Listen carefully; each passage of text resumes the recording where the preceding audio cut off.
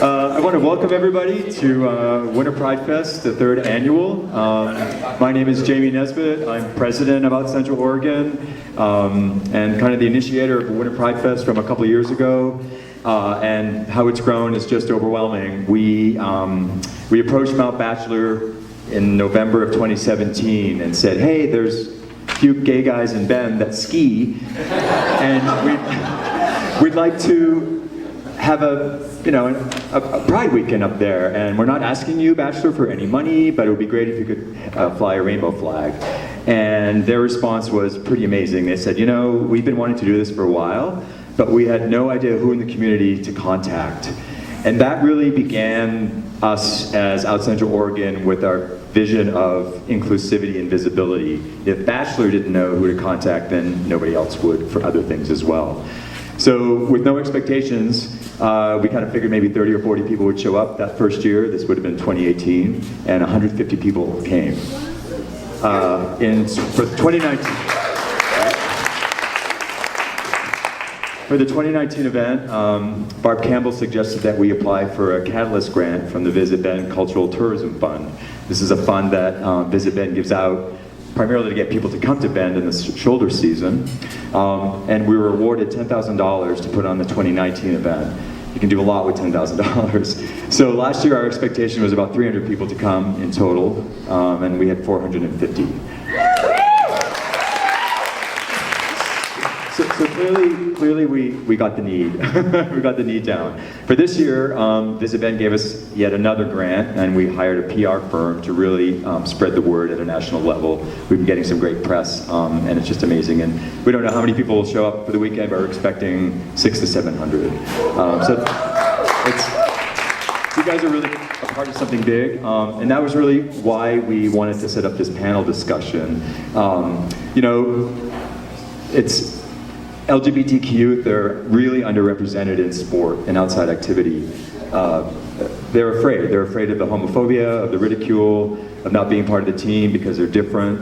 While 68% of youth, non-queer youth, participate in sport, only 24% of LGBTQ youth do. And that's why we set up this panel to kind of start a discussion of why that's the case.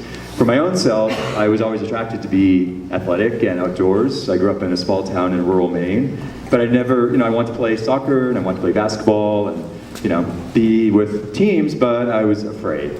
So I migrated to individual sports, skiing, swimming, cycling, ultimately triathlon. And I have no regrets, but by any means, I love those individual sports. It's a great way to have your meditation.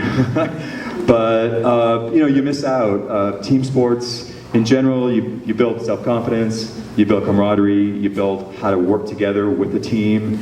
And if you already feel marginalized and you don't get that opportunity in an athletic space, then it's a bit sad, essentially.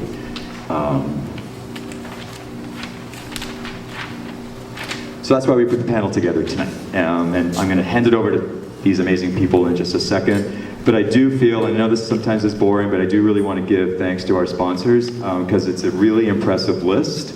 These are all sponsors for the most part from Bend, which means the community has really come together to see the vision that Out Central Oregon has for Winter PrideFest. Black Strap Industries for the amazing neck tubes. Hope you guys all got one. Great. Pride Foundation, which is an Oregon-based foundation. Subaru of Bend, who always supports Pride. Club Pride. Old Mill District. 7th Mountain Resort, which is where we're going to be having an event tomorrow night. Wigs and Icebreaker.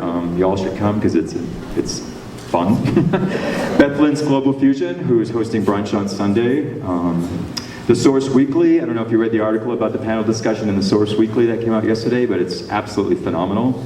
And the graphic designer who designed the graphics on the buffs, as well as on the banners downtown and the posters, Electric Graphic Design, we thank them for their amazing artwork. Special thanks goes to Lodge Camps in Bend. They're hosting a number of our panelists. I think you guys have ever been there, but it's phenomenal. Crater Lake Spirits, they're hosting an après ski on Friday from 7 to 9 in their downtown tasting room, but they're also providing all the spirits for our dance party on Saturday night at Spoken Moto. huge savings for us. And of course, Spoken Moto. The dance party is going to go off this year. We're actually renting a tent that's sticking outside Spoken Moto to handle what we think is probably going to be up 500 people that show up. And then very special thanks to Immersion Brewing.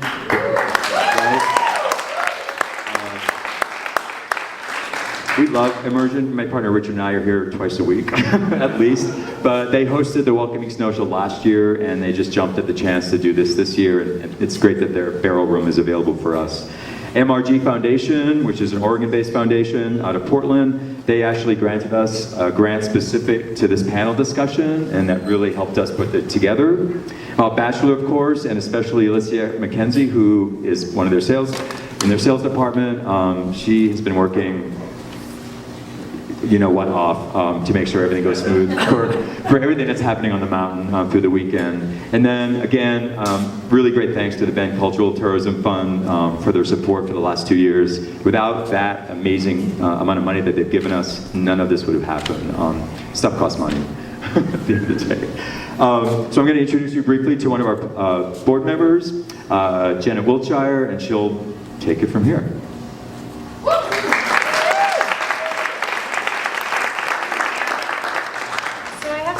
News. Unfortunately, Stephanie Howe, who's an ultra runner who is going to host the panel tonight, has an infection in her foot and is getting emergency medical care. But luckily, my good friend Renee Metivier is here saving the day and hosting. Renee is a professional long-distance runner, and she's a 5-time USATF champion, and in 2012 she placed 8th in the Chicago Marathon with a time of 2:27:17. I just want you all to know that this was her debut marathon, and at the time, this was the 4th fastest debut marathon ever run by an American woman.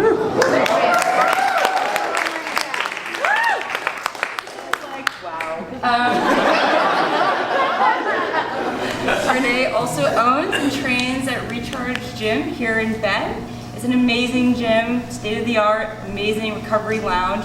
It's also the original home for Bend's OCO, RuPaul's Drag Race viewing party, and they were a proud sponsor of our 2019 inaugural Bend Pride 5K. We are so honored to have such an amazing and speedy ally. Thanks, Renee.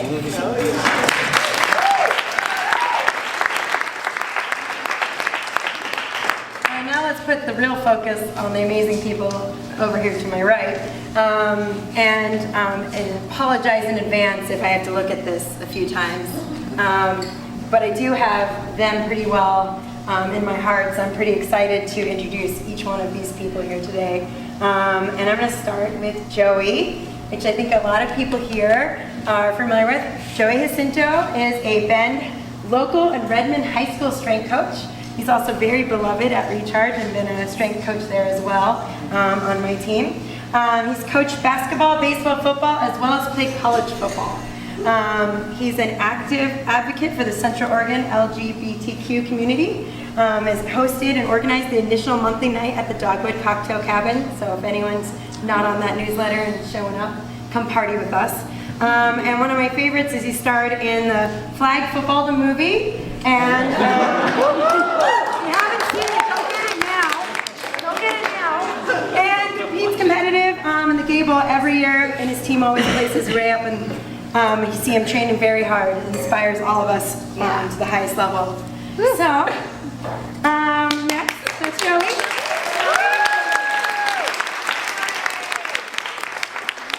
You're welcome. Molly, you're next. Are you excited? No. Molly Cameron is a transgender entrepreneur and champion athlete with decades of experience, advocating for women and the LGBTQ community in sports and business. I feel you right there. She runs a professional women's cycling team, Point S Auto, presented by Nokian Tires and Athlete Development Program. Works as director for international brands, is the founder of Portland-based brick and mortar retail businesses, and is a critical and respected presence in the cycling culture. Keeps going from there. Molly is still currently racing at the highest level in the pro circuit, and recently, and multiple times, has placed second in her age group at Cyclocross Nationals.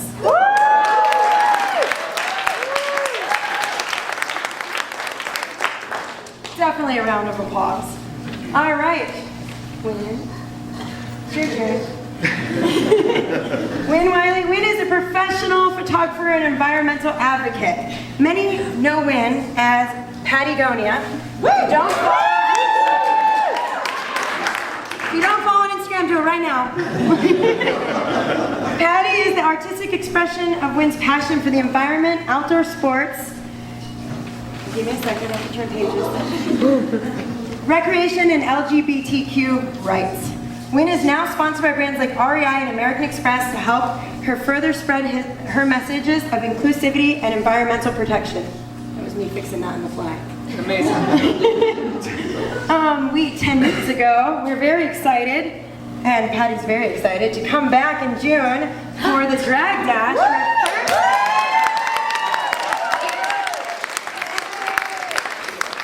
First athletic entry, and we expect those heels. Great. So we're going to get started on the questions now.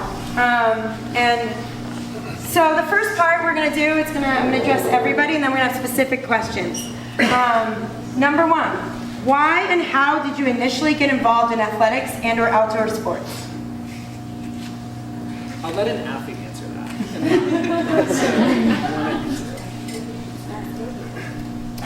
I guess I'll start. I've been playing sports all my life, and so one of the things that I always tell people is my parents knew that I was an athlete before I was gay, before they knew that I was gay. So, ever since, my dad would tell me a story. He would take me when I was barely old enough to walk. He'd take me we used to live in Seminole, which is a smaller town than Redmond, and he used to take me to the Little League games so we can watch. Obviously, I wasn't old enough to play, but he turned around and I was sitting in the dugout, with the team, with the Little League team. So I was ready to play. So, I've always played sports. I grew up playing sports all my life. I still play sports, getting close to 50 years old, and I'm still trying to do what I can and to stay young and continue to play football and softball. The next question is what challenges or... Oh, you're going to answer. Ooh, even better. Oh, we all have to answer that? Yeah, go.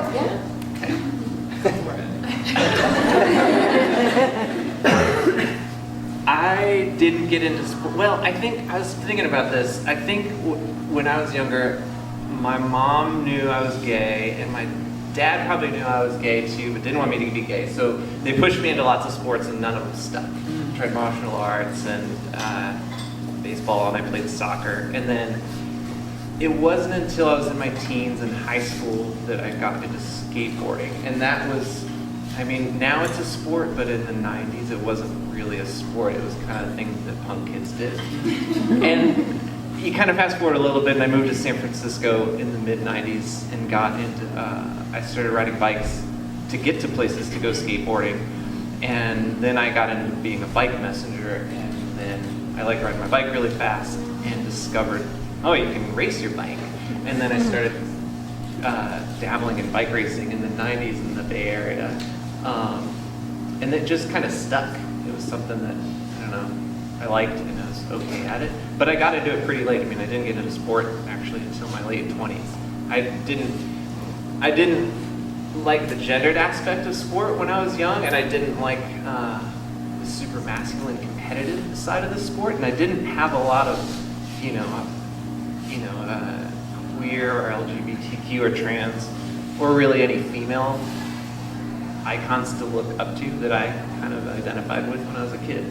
So it kind of took until, grunge in the 90s to find some sporting idols that I could say, oh, that's something I want to aspire to. Patty, in reach. I do not consider myself an athlete, but I think of myself as athlete adjacent. Does that phrase relate to any of you? I hope so. I've done like semi-athletic things my whole life.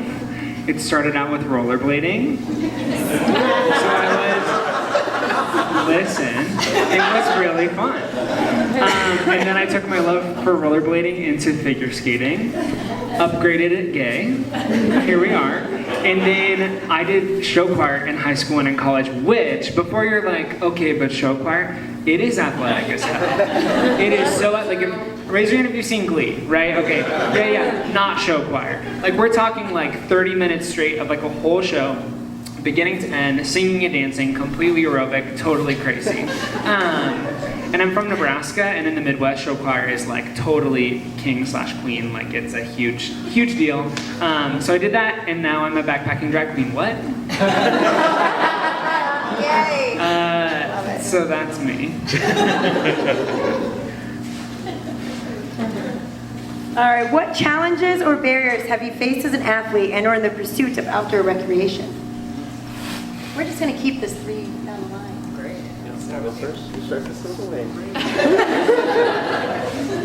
What was the question? Challenges?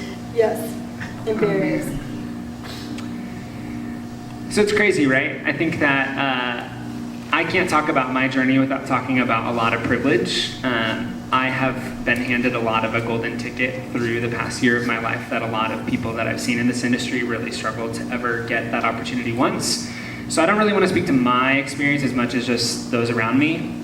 It sucks. It's hard. We have to work twice as hard. We have to be twice as smart.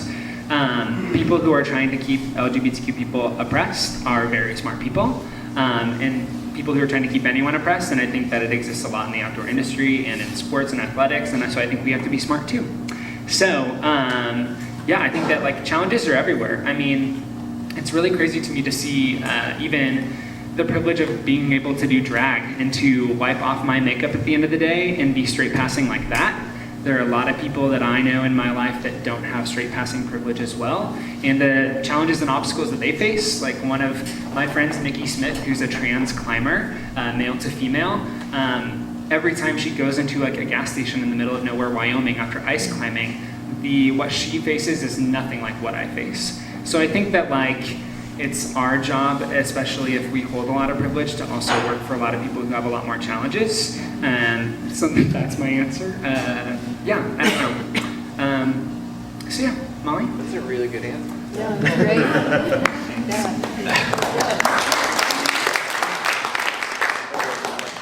Challenges or barriers have you faced? Yeah, I mean, something you touched on with the privilege part. I was thinking about this a lot on the drive from Portland, Oregon to Bend, Oregon. And I exist in a kind of interesting space where I realize the community I have and the community we're in, and I feel like the people we know respect me, call me she and her, know that I identify as a woman and kind of understand trans stuff. The privilege that I have that I realize a lot of trans women don't have is, when I pull my helmet off, my spandex off, I pass as a dude. Most people see me as a guy, and I'm not super feminine passing most of the time, which I was thinking about again. I like that you touched on that because I think it's a really unique and kind of weird place, because I think that when most people, even our allies, think of a trans woman, you think of generally trans women want to pass as women.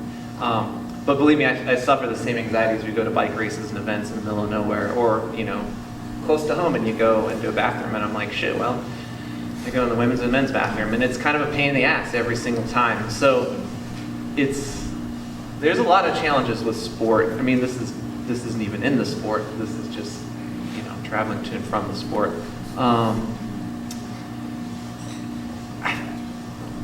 We could talk about a lot of challenges. I'm going to hand it over to you. Obviously, there are challenges and barriers, or we wouldn't be having these conversations, right? The biggest thing is, like, for me, I was talking about passing. I was able to pass. I didn't come out until I was 24. So I was done with college football. I was done with high school football. I remember the challenge for me was more internal. I remember in 7th grade when I was a starter on my baseball team and quit. And my dad's like, why are you quitting? You're the starting shortstop. Why are you going to quit? And for me, it was more of, I just don't feel comfortable. And I mean, when we really think about it, is 7th grade is middle school. I mean, we're all going through puberty during that time, and so for me, it was a very confusing time. And so I think for me, it was more of an internal challenge, dealing with that, not knowing what I was and why I was feeling the way I was feeling. And now as a strength and conditioning coach at a high school, obviously there are challenges there as well. And so just, being a PE teacher, a male, gay PE teacher, just people have questions, and so 20 years ago, I got my degree in physical education to be a PE teacher, and things happened to where I decided I'm not ready for those challenges and those barriers. I wasn't ready. I just came out. I wasn't ready to face those things. 20 years later, I think I'm very secure in who I am. I'm confident in my knowledge and my expertise, to where it's like, all right, I'm ready for those challenges and those barriers, and that's where I am now. I have one more thing to say. But first,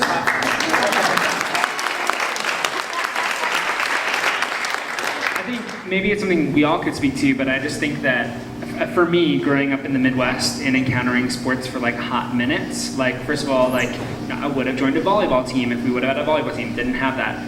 Tried out for wrestling. What? But like other things, and I feel like if I'm looking at high school kids' experience nowadays, a lot hasn't changed since I was in high school or since probably you were in high school. And I think that for boys, which is my experience, it's one of the only experiences that like gay men in high school get to experience like camaraderie and like teamwork and like also just I don't like the phrase like becoming a man, but just like being a part of something outside of a school setting. And I think there's a lot of toxic masculinity that's thrown into not only like boys sports, but also into everything with female sports as well. So I think that it's really kind of like our job and responsibility to like champion like femininity on the field too, and to just like accept people for who they are, and to not also champion like the most masculine like players on the team or the most masculine presenting.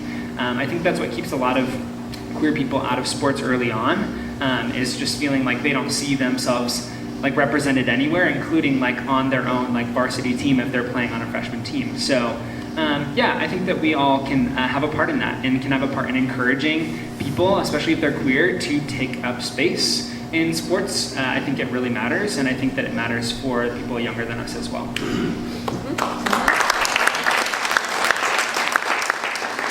Thank you. What successes and achievements have meant the most to you?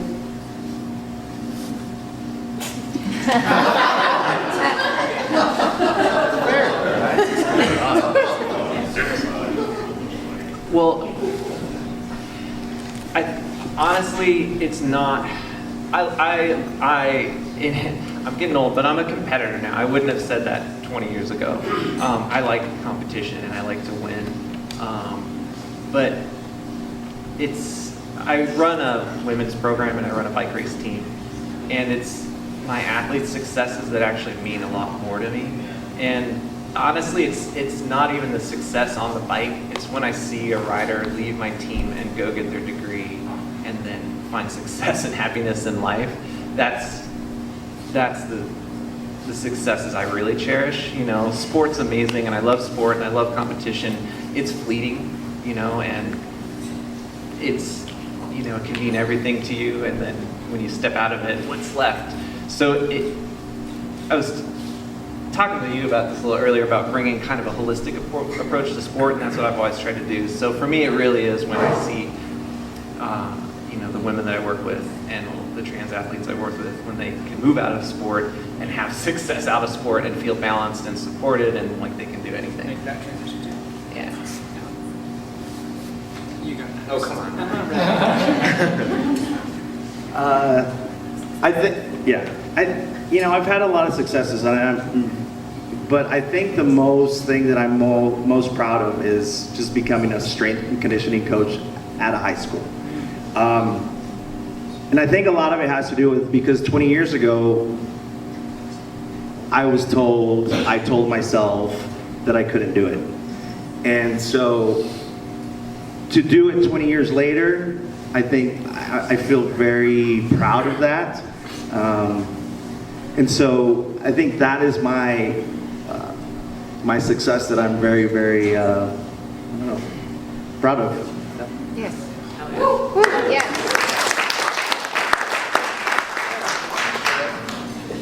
Not breaking an ankle.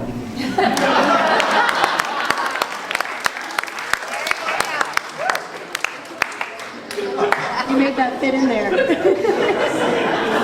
All right, last question for the group as a whole. Who has supported you the most? I know, put some thought into this. Shit. We're all gonna get in trouble after this. You obviously have to say Renee.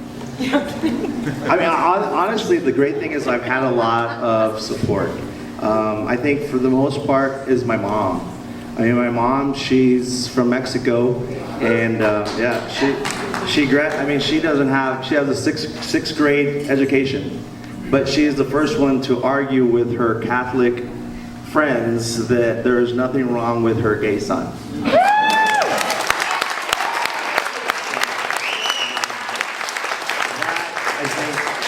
If not having her, obviously my partner, he's amazing, Renee, and all my other supporters, but she is my rock, and she's been there for me since the get-go, so. I mean, my parents were amazing when I mentioned earlier, I think, my mom, they always knew that I was queer and I was gay. And, my parents were great. My mom passed away pretty young. And both my parents really, when I came out and changed my name, when I came out as gay and then when I came out as trans, I mean, the whole way they were really supportive. That said, I mean, they were teenagers when they had me. So, I mean, they didn't really know how to handle it, but they were unequivocal with their love. I mean, they love me to death. And, I've had a lot of support along the way for sure. And I think one thing, there were moments when I felt like I had no support, and I know a lot of trans kids and trans youth feel like that. And I mean, a lot of queer youth, we all go through points where you feel like you have nobody, And with that said, it's not just been one person along the way, it's been a whole community and network of people, like inside cycling, outside of cycling.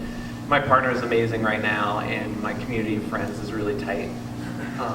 But that's taken, years and years and years to build and kind of develop. And I don't know, I'd say my community is pretty good.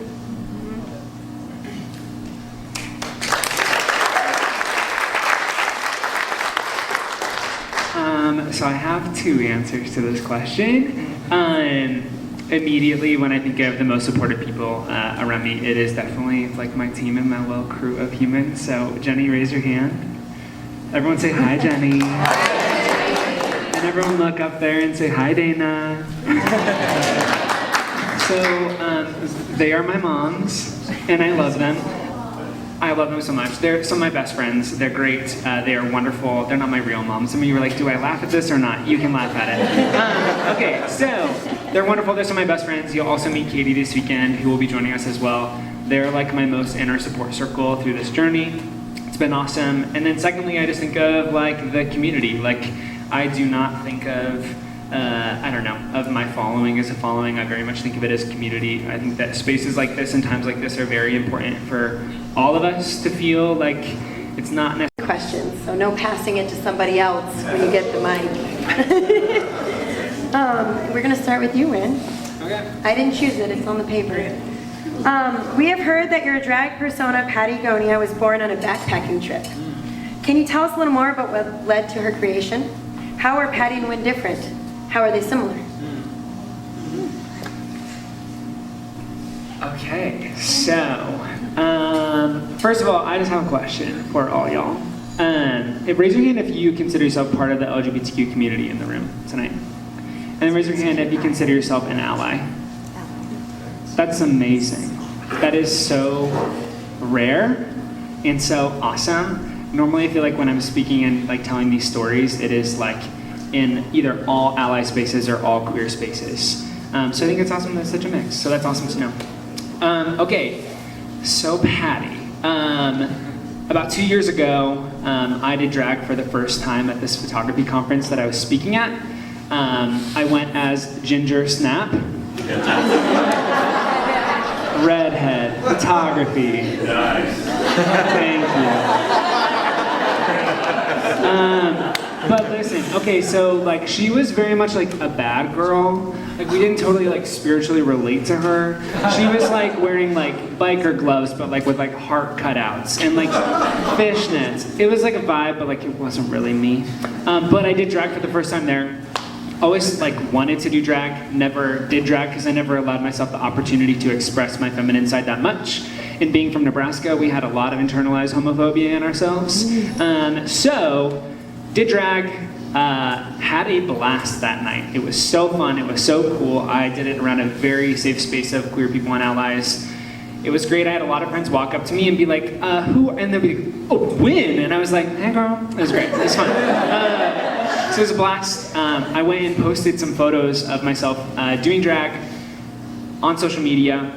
And basically, everyone back home in Nebraska saw me do drag and was just like, unfollow. And it was hate message after hate message. Oh, no. And like I lost like 10,000 followers in a day, which is like, oh, like followers, like the internet. Like it's, of course, it's the worst thing ever. But what really stung was when I went back home and just kind of like the thisness I got, and just kind of the distance that had placed between me and a lot of people I thought were in my corner, and it really stung. And I bet y'all have experienced this too as queer people. But when you are your true self, like your true self, and as you continue to come out of the closet, that means that like the people standing next to you are even more important, and also the people that like are not important will not be with you anymore. And so it's kind of like mourning the loss of like relationships too. Yeah. Thank you. So yeah, that was like a really crazy experience, and I put these boots back into like the closet, like my literal closet, for like the next 6 months.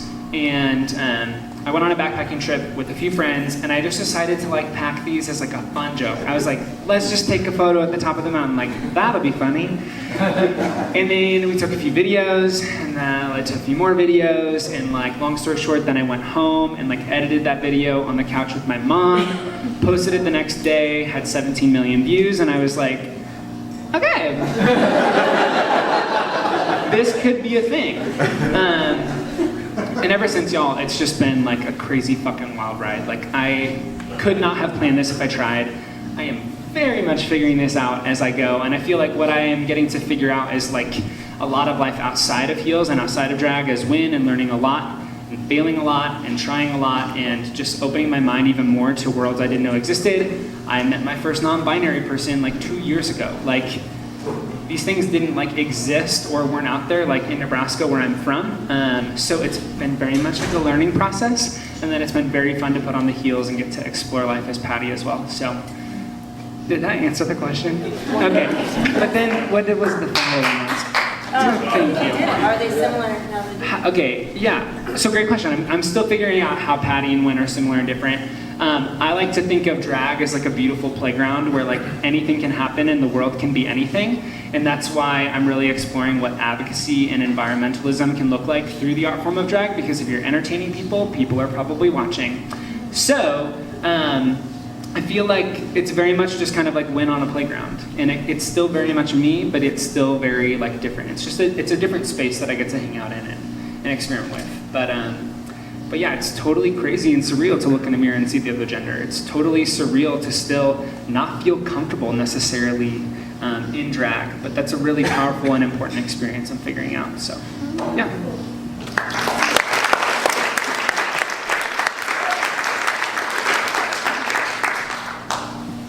Joey, you're next.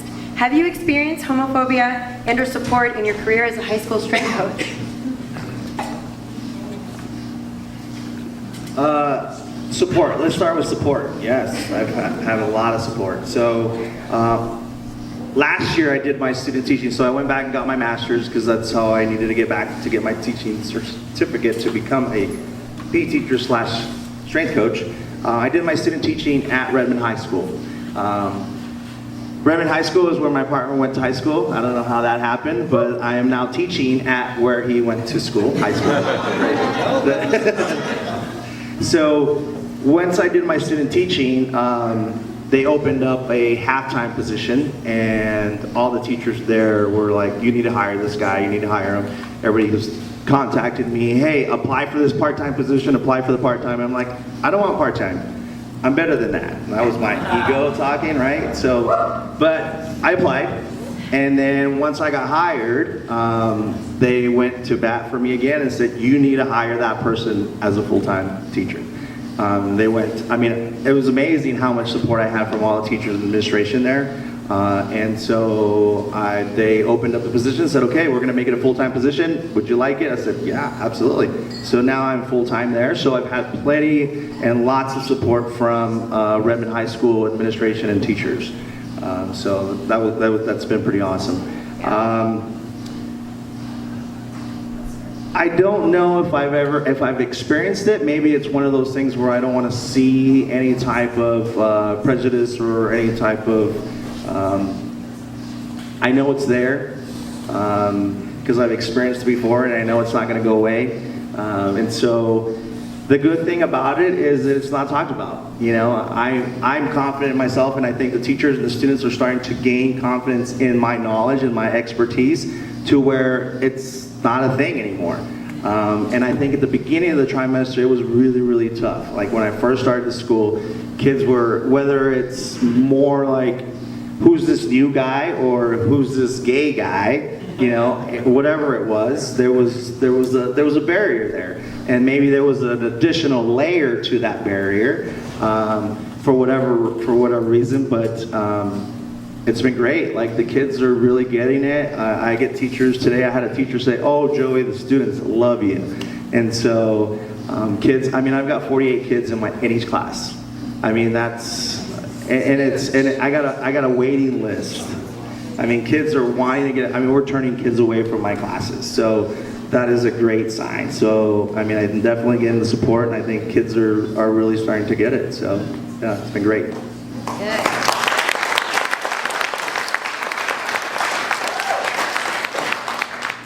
Molly, how are transgender athletes currently being received in your sport? The sport of cycling. Cycling has a lot of disciplines, so I'm only going to speak to the ones that I'm familiar with, which would be road bicycle racing and some track cycling and cyclocross racing.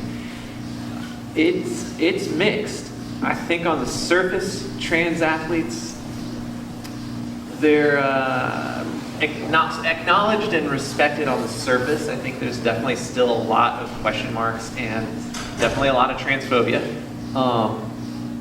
It doesn't help that a lot of the various governing bodies, the language and the rules for how trans athletes can participate in sports has changed a lot really quickly in the last few years. And that just leads to a lot of question marks, I think. Again, you know, for trans folks, passing, if you choose to pass, if you're choosing to be a part of the binary gender system, you want to be male or female, and you want to choose to pass one way or another, if you can pass, I know some trans athletes that aren't openly trans, and they race professionally, and, they race as men and women, and no one knows the better. They're just out there racing as their chosen identity, and it's great. There's plenty of trans athletes I've seen get into the sport and quickly leave because there's just too much to deal with. So it needs a lot of work. And, I've tried to work again with our governing bodies regionally, nationally, to use language in the rules and language just even on forms. You have to fill out forms when you sign up for events. Language in how officials and event promoters and stuff communicate with their people that are going to the races.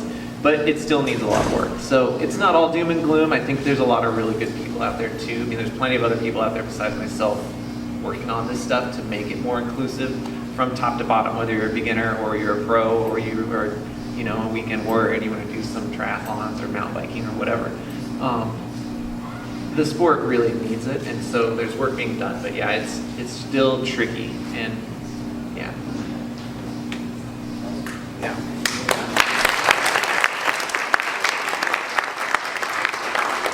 To follow up on that, Molly, what do you think are some misconceptions about transgender athletes? Well, I think the biggest misconception, I mean, transgender athlete kind of takes this kaleidoscope of identities, and you know, trans covers a lot of self-identification, and then athlete is this one thing. I mean, there's a lot of different sports, but if you're an athlete, I mean, you're an athlete, that's one thing. You know, I think the biggest thing is that I think there's kind of this national fear that trans girls are going to take over and trans women are going to ruin, you know, women's sport. That's kind of the big overall one. You know, when you kind of flip it, the script, you know, trans men are fine. Oh, trans men are fine. They're not going to win anything, so they're not going to ruin men's sport. It's really complicated. I mean, there's a lot of ugly language, and I think that's the biggest illusion. The truth of it too, again, you know, being trans and being gender non-conforming or bigender, I mean, you take something like sport, which traditionally and really is just defined, it's been gendered for so long, forever. And it's funny because we're like literally in the last month, we're working on language and dealing with, you know, people that want to offer a trans-only category. And is that a good thing or a bad thing? For the record, I don't think it's a good thing at all. You don't want to marginalize an already marginalized community even more. But I mean, these are the discussions we're having. And you know, by nature, sport's unfair. There's always going to be somebody faster. You know, you can always make mistakes in sport. There'll always be somebody faster and better, but you can always strive to be better yourself. And so a lot of the misconceptions come from people not seeing trans people as the other. You know, it's hard to have this conversation and kind of sum it up in a couple sentences and say, well, here are the misconceptions in sport. Because there's a world of people and a world of identities out there. We're trying to fit them into this narrow thing, which again is sport, whether it's basketball or running or cycling. I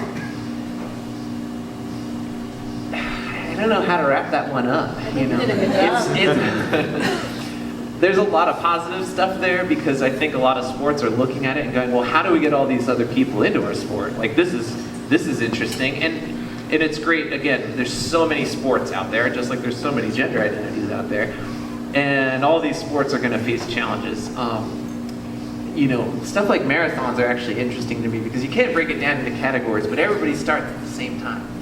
So any gender can hop in a marathon and everybody just starts at the same time. Whoever wins, wins. And it's kind of an interesting thing to look at for me. But I will stop talking.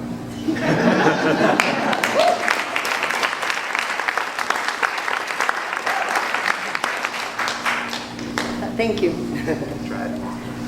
Wyn, as a public figure and influencer, you've received lots of affirmation, but also a lot of not so positive comments as well. How do you deal with it and stay positive and future focused?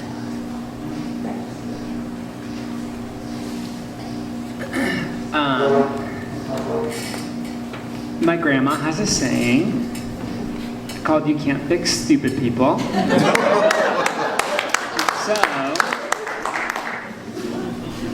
that's gonna exist. Also, I think the internet's always gonna be a very offended place, and you're never gonna change someone's mind. And there's always gonna be hate, and I think it's really easy for people to say things behind a keyboard. Raise your hand. You know, in Mean Girls, the movie, how they're like, raise your hand if you've ever been like personally victimized by Regina George. Yeah. Okay. Raise your hand if you've ever been personally victimized by the internet.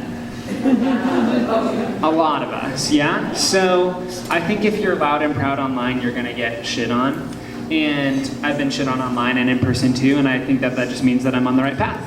And today, the geese of Bend, Oregon shit on my heel. So You're laughing because it's happened to you too. You know you stepped in it. So yeah, I love to use the haters to make me more famous. So I did this big campaign with REI this past year. We released this big film. It was awesome. They hired an MF drag queen to bring forth their biggest campaign of the whole entire year. And it was really awesome, and it was incredibly received, and it was also incredibly shit on. And the hate was massive. There were like 3,600 some hate comments just on the one post online. And so I decided to do something about it. So with a smile on my face, I decided to donate $1 for every single hate comment to a nonprofit that we work with through the video. So I literally made that other post, which then spurred this fundraiser where a lot of my brands and sponsors came forward, donated money. A lot of my community raised money. Raise your hand if you actually donated to that fundraiser. Fuck yes, thank you. Okay, yes, clap for them. Amazing. Amazing. Thank you, seriously. And we were able to raise like $125,000 for 5 different nonprofits. So like, bring it on, you know? But I mean, like, yeah, I don't know. I completely understand if people don't understand what I'm doing or why. It's really interesting because I feel like a lot of that hate, I don't care. Like if someone calls me like the F word, like I don't really care. But if it's like a member of my community who's also doing diversity, equity, and inclusion work, and they come after me, and like I like think that they are like an incredible person, which it's happened a lot this past year. Is a lot of people being like, who is this kid that's basically just like come up in the industry and like is kind of taking a lot of the spotlight and a lot of the mic time, literally right now. And I get it. Like, I don't need people to totally understand, like, that I have a lot of experience in this stuff, or that I really care, that I'm really open to learning. But I think if you're doing something, you're gonna receive hate for it. And it's better to know who you are and what you stand for than not. So I will gladly stand for what I am and be open to learning all the time, because that's all I can do. And I think that's all we can do. So, I don't know, I think that hate's always gonna exist, judgment's always gonna exist, and it's always gonna passively exist too. Like Joey, hearing you talk about your experience, like I have no doubt that you experience a lot of like passive homophobia in your school. Because I think a lot of people are unsure of what they don't know, right? But I think that like that's just medicine for us to like prove them wrong, you know? So yeah, hate is a powerful motivator.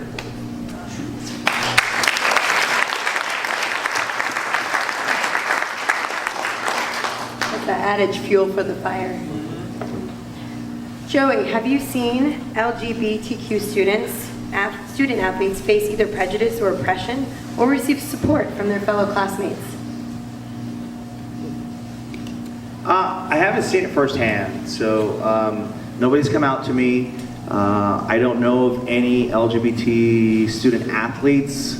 High school's a tough time, right? Like, they're really just trying to figure it out. I know of a couple, but it's not my place to say, hey, do you need to talk? You know, I mean, I think just me being out, and every student knows, every teacher knows, it's not a secret. Just by me being visible, I think is sometimes enough.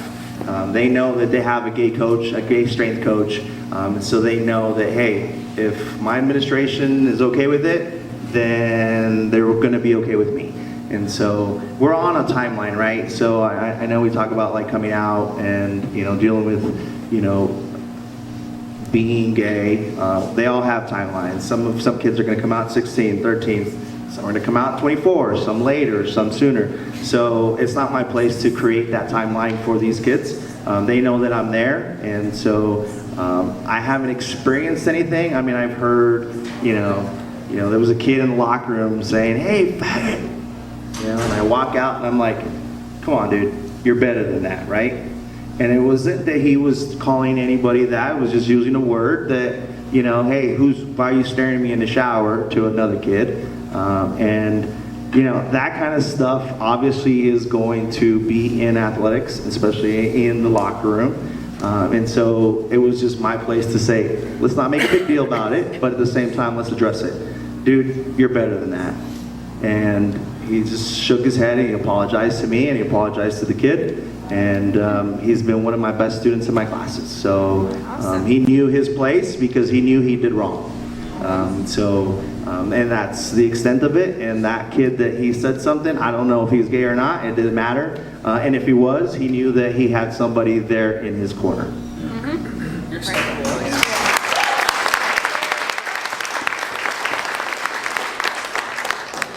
Just to follow up a little bit on that. So you talked about how you handled it. Did the school administration, do they handle it differently? Are there any specific policies in place where you work to prevent this? Not that I know of. I know that it's still not talked about as much as it needs to be talked about. I mean, especially even in our health classes. I mean, it's still hush hush. You know, I mean, I talk because I don't teach health. I'm PE only, so I got lucky.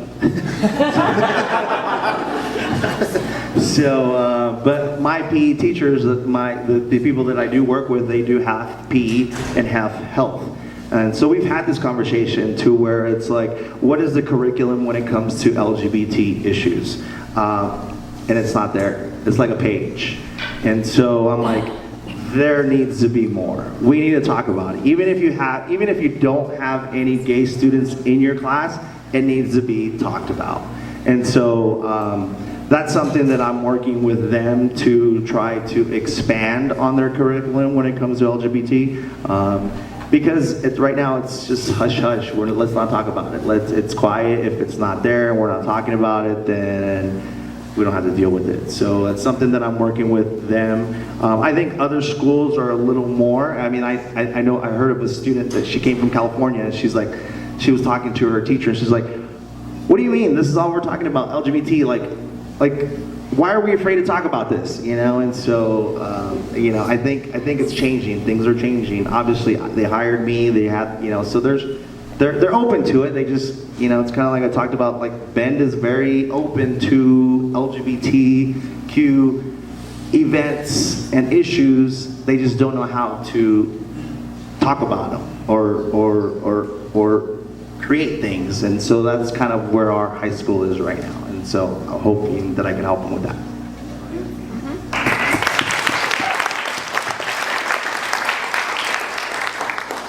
Molly, Hi.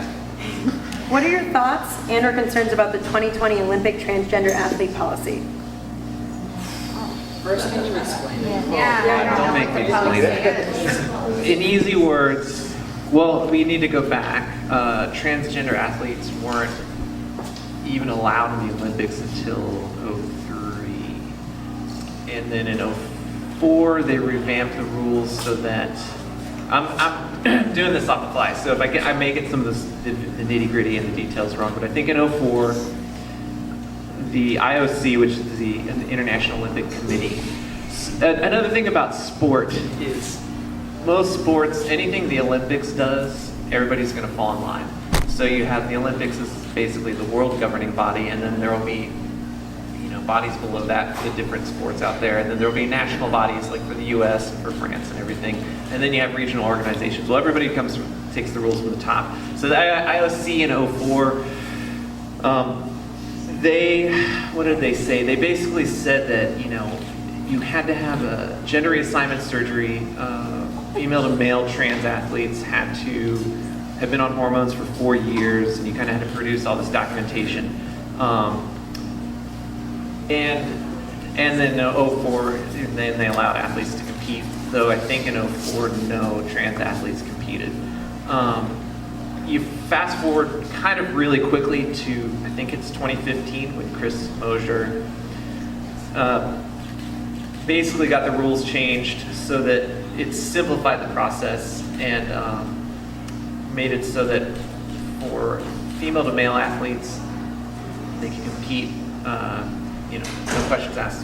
You just present your identity and, nobody says anything, which is great. I think privacy is a really, really big one for trans people and trans athletes. And then for female to male, for male to female trans athletes,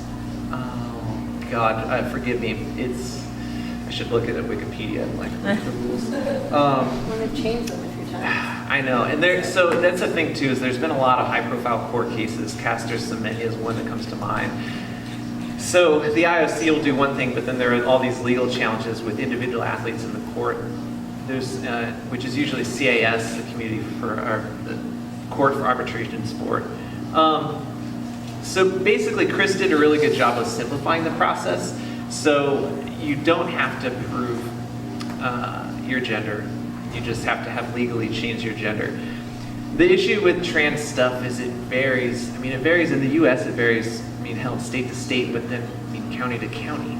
You know, so if you're a young trans kid and you're trying to be an athlete and you want to change your name, you know, one way or the other, I mean, it can be hell to get your name changed. We talked about privilege earlier, and when I was transitioning and changing my name, you know, luckily I was in San Francisco, and it was probably the easiest place in the world to deal with this stuff. And I had a lot of resources now. I had a lot of resources then in the 90s that it was still hell then, believe me. It was still really hard, but it was doable. So I can't imagine being in the Midwest or Nebraska and having to deal with this. So Chris Mosier was able to really simplify the rules. For female to male, it's pretty straightforward. And then from male to female, you have to have been on hormone replacement therapy, I think, for 4 years, and you have to have been in your, you know, identified as female and legally have your gender and your name changed, or, you know, your gender and your identity. I think they word it as just your identity changed for 4 years. And there's a bunch of so it's kind of a double-edged sword. There's a bunch of legal questions and human rights questions around forcing people to get gender reassignment surgeries to then identify as female. And male, it works for both categories.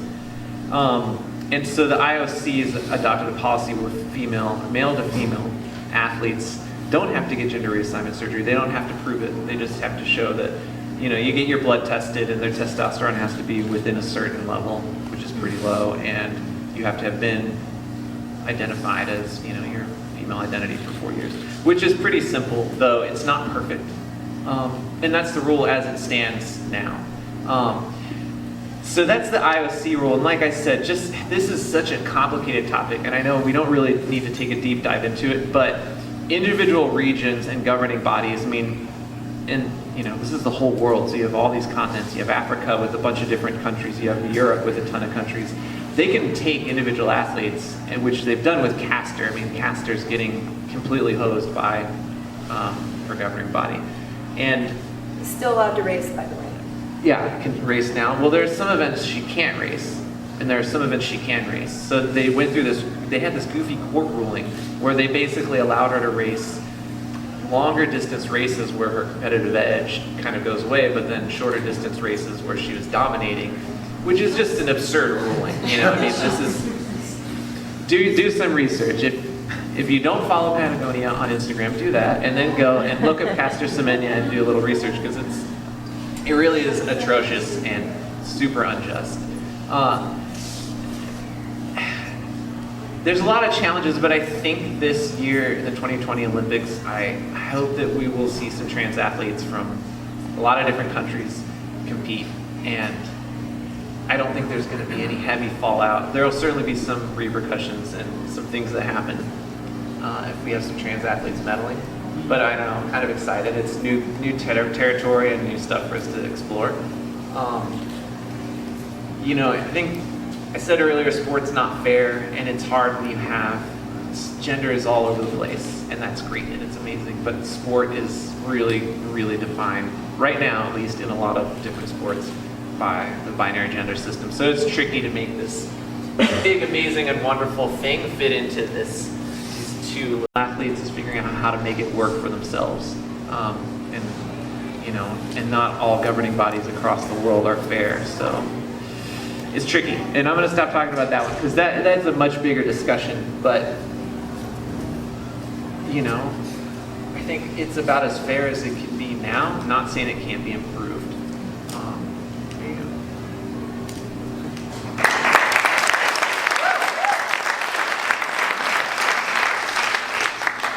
Wyn, you speak openly about body positivity and balanced eating.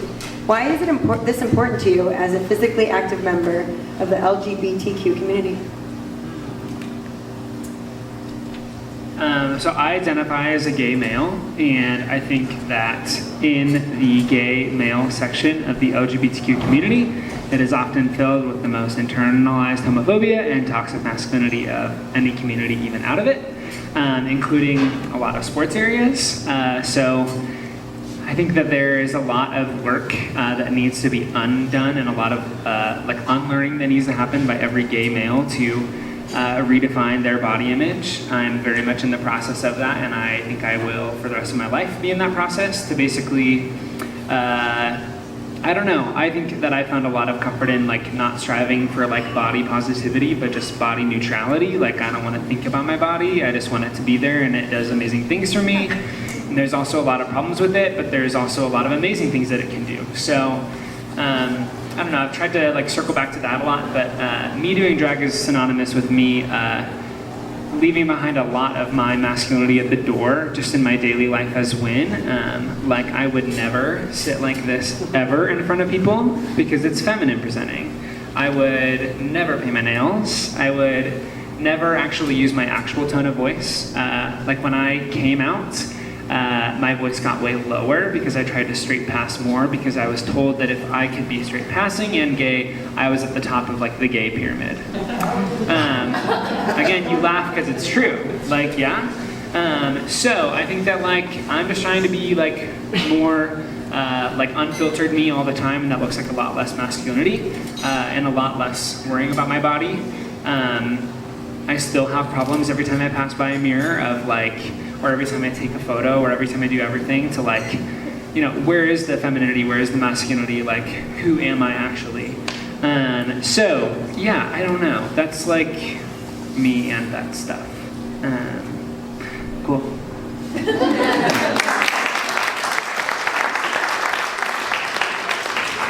Unfiltered me, that's beautiful.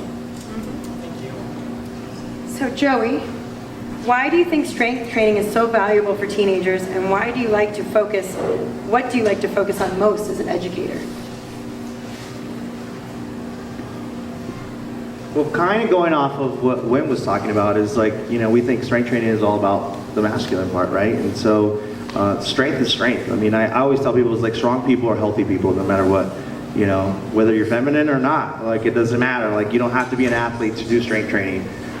So a lot of my students, some of my best students are kids that bumped into my class, because I've taught class, when I student taught, I didn't teach a strength and conditioning class, but it was a regular PE class, but we treated it like a strength and conditioning class. I told the kids, hey, we're gonna be in the weight room 3 days a week. These kids are like, what? No, I've never lived a life, I've never been in the weight room, I'm afraid of it, and those kids came back. They said, oh my God, that was the best thing that I ever experienced in PE. Just lifting, just feeling that strength, lifting a weight, and oh my God, I feel better, I feel better today. And so those are my best students. Most people think that I love training athletes. Yes, I enjoy training the best athletes out there, but they're not my best students. Some of my best students are the kids that you would never think would love the weight room. I mean, those are my best students. They're lifting, they listen, they don't care, they check, they don't even have an ego, right? They don't care how much they're lifting. They're just worried about, coach, am I doing it right? And so now, after having them for a year, they're the strongest kids. They lift the best. They got the best technique. They got the best form. And so that, I think, has been the best thing for me. The athletes, yeah, athletes are getting faster, they're getting bigger, they're getting stronger. Yeah, that's part of it, right? That's why they have me there. But for me personally, it's the kids that would have never done what they're doing now. I mean, they're bragging to their parents, oh yeah, I deadlifted this much, I squatted this much, and it's that is what warms my heart, and I think that's, because I was actually thinking about, because somebody asked me, do you love what you do? I'm like, if you would have asked me last month, no, absolutely not. I did not love it, but now I think kids that are normally not in a strength and conditioning class are in my classes. I'm starting to love it because of those kids. They're really wanting to get stronger, to learn, and they're starting to understand that once they're athletes, they're not going to have to hire a personal trainer. They're going to walk into a gym and know exactly what to do, you know, and so that's the great thing about teaching high school students.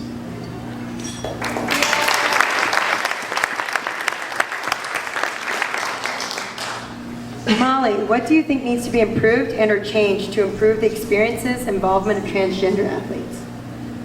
You got a lot of hard ones. Why do I get all the hard ones?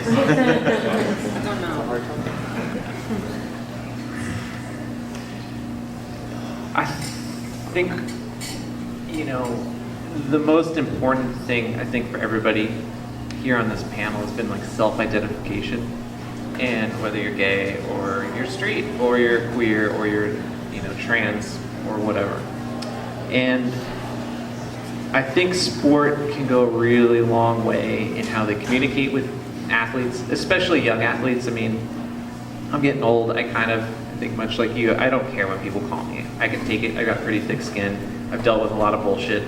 And, you know, my heart goes out to young people that have to kind of navigate these waters. So I try to do everything I can to educate governing bodies, I mean, event promoters, you name it. I mean, anywhere there's a public space, whether, I mean, and again, this is specific to sport. I think just showing people respect, you know, a big one for trans folks, you know, I mean, I love that we have, our name tags all have your pronouns on it, and it's becoming a really common thing now. You get an email from somebody at a company, at the bottom is their name, their title, their contact info, the address of the company, and then their pronouns. And that's great. That should become commonplace. I love seeing it. I think that's like a really simple first step in sport is respecting people's identity. And, you know, rules are rules. Like, you're not allowed to cheat in sport, whatever sport it is. Well, that's great. Just respect everybody as individuals, however the hell they decide to choose. You know, that's not going to affect how they perform or what they do in sport. And so, yeah, every sport needs that, honestly.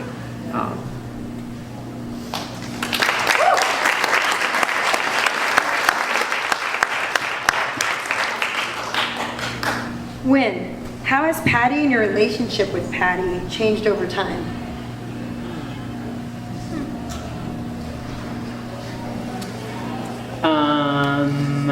Okay. Raise your hand if you've met a drag queen before. Okay, raise your hand if you haven't. And it's totally okay if you haven't. A few of you, yeah, that's awesome. So my drag is pretty, I would say, non-traditional in a sense of it exists everything from just boots on and just like this. Because honestly, if we're deconstructing drag here, and if I was a woman, this is what I would wear as a woman. Like, probably even not the heels. Which is also what I think is interesting, right? Is like the femininity on drag, right? But all that to say, like, I think that my experience with Patty changes a lot as I go from totally like feminine passing drag to more masculine presenting femininity. And everything in between, and it's like a fun experiment almost every time I do Patty in a different way to just get to experience that playground in a different way. I think also when Patty started out, she was very much like a Sasha Fierce moment and not like a Beyonce moment. And I'm finding like a lot of power in like the Halo Beyonce, like just listen to me bitches, rather than being like on it. But yet I also like to on it a lot. So like, I don't know, I'm giving myself permission to just like let it come out of me however it is too, like Patty Unfiltered as well. So yeah, I don't know. That's that. But I also think that like, I don't know. I think all of us do drag all the time. Like, you know, like at your job, you totally are in drag. You're totally trying to like pass in that space as like cool and yet like also like hip and with it, but also like not like, you know, flexing on them with like a new fit, like whatever, like you're nodding your heads because y'all do it. So I think like drag exists everywhere, and like there's a very famous RuPaul quote that we are all born naked and the rest is drag. So I think that that's the truth. And so I think that, yeah, like my relationship with Patty is always changing, and I think it's becoming less and less of like a weird thing for me to just like do drag and to be Patty. I think it's just like fun and weird. And as much as like people are like, I don't get it, I'm like, I don't get it either. But like here we are. So yeah, it's just like it's fun. And I think that like what I'm also experiencing in drag is if I walk into that space and if I am not confident in like my drag and in what I'm doing, like what I get back is a lot of also like not confidence as well, or like it's very much mirrored. And so I think that it's also just kind of a social experiment of just like, if you show up and you smile, it's really hard for a person not to smile back at you. Like I was at, do you guys know what Outdoor Retailer is? Yeah, okay, great. Beard and flannels, here we go. But I was there yesterday, and like when I would walk some of like the booths, and if I like greeted people with a smile, they like would greet me with a smile back. And even if that smile was like a performative ally action, or they were just like, hi, and like, why are you wearing so much makeup? Like, it still happened. But if I walk in and if I give them this, like that's what I get back too. So I think that like, it's also just like drag is teaching me that also like what you put out into the world is what you're gonna get back a lot of the time. And so I think that it's really easy, and I'm almost like afraid to say this because I think that like, again, I hold a lot of privilege, but it's really, really like easy to get really bitter as a queer person or as an ally that like, there's a lot of work to do and people are really stupid and don't understand a lot. And like, I think it's really important for you to reflect on how like you don't know a lot and how like you can only control what you can do, and also you can only really change the minds of like the 7 most immediate people in your life. So just like, if you can work on that, it can be great. Yes. I am done talking.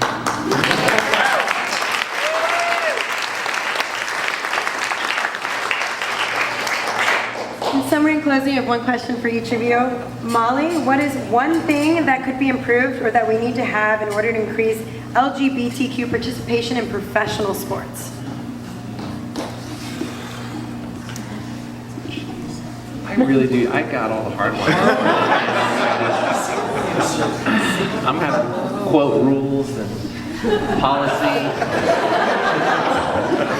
I'm gonna bring drag to cyclocross. Yeah, all right. It kind of just goes back to the other question. I mean, it just ties back to respecting people as individuals. Even what you were just saying about, I mean, shit, you go to Outdoor Retailer and it's all beards and flannels, and there's not a lot. It's not a very queer space. There's just not, there's still not a lot of representation. So when you do have strong voices, I mean, again, I think, not to toot our own horns, but us here on the panel, people like Chris Mosier, like people in sport and in the outdoors that are queer and openly trans and openly different than the norm, than the beard and flannel kind of status quo, that really helps. And I think we just need to keep doing more and more of that. I mean, I totally agree. It's hard to not get bitter as a queer person because there's just so much work, constant work. It's a grind, you know, constantly. But it's important because I'm getting old and I want to see, you know, queer youth and trans folks have a much easier time than I did. So to answer your question in sport, I just think more representation and more will create more participation. I mean, I didn't have any trans icons or idols growing up. You know, I looked up to a lot of queer women in sport and a lot of gay men in sport, and then I look forward to the time where people do have trans, you know, and gender questioning or gender nonconforming people in sport that they can look up to, that it's not just a freak show, that it's like, no, this is the norm and this person is well respected. And, you know, honestly, sitting between you two, I mean, that's something I feel like you're a high school teacher and, you know, in the outdoor and kind of recreation space, you have a lot of, you know, Patty's got reaching a lot of people that might not have exposure to this. And with those 6,000 hate comments, well, there's tens of thousands of other people that are seeing it for the first time. Like, it's amazing. And then you're teaching high school kids, and that's the direct impact that we need, you know? I think you're right. You said it, just being there, being a gay coach. You don't have to do much. You just have to be present in the space. And I think that's what sport really needs. And it's happening. And there are more and more people are being able to come out and be, I mean, you know, it's still even really hard in cycling and in pro sport to be gay, to be a lesbian and be out. I mean, you would think in this day and age it's not, but you'll still lose contracts and endorsements, you know, if you come out and the climate's not right, and some companies it's still not a green light. So we just got to keep working on representation and, I don't know, positive role models.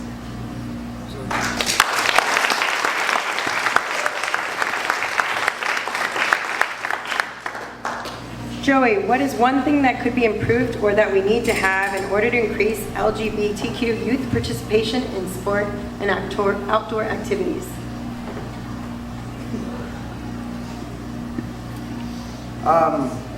Not be shy about talking about it. I mean, like I said, it's like we got to talk about it. I mean, in the high school, I know there was an issue that came up in my high school, and I think it got blown out of proportion. And the dean of students came to talk to me. He's like, "Hey, this happened in such and such classes, and so just in case you hear about it." I'm like, "Well, what happened?" He's like, "I don't know exactly, but something happened, and that student got sent to me, and he said something about you and your masculinity, and you're being a role model, and being gay." And I'm like, "Well, let's talk about it."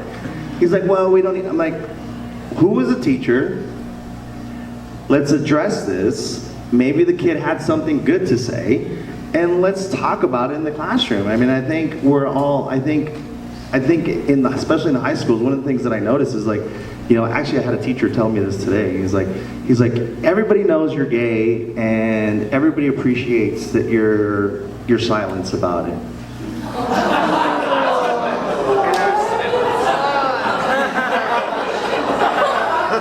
And I was like, okay, so how do I take that? You know, I know what you meant about it, but at the same time, I'm like, why are we not talking about it? And so I think that's the problem, and that's the issue, is like, yeah, we're cool with it because you're really a good strength coach, and it's okay if you're gay, but let's not talk about it. You know, and maybe it's for me because like this is who I am. I mean, I'm not hiding who I am. I mean, I've done drag. I love drag. I was just asking. Yeah, Mia Sparks. I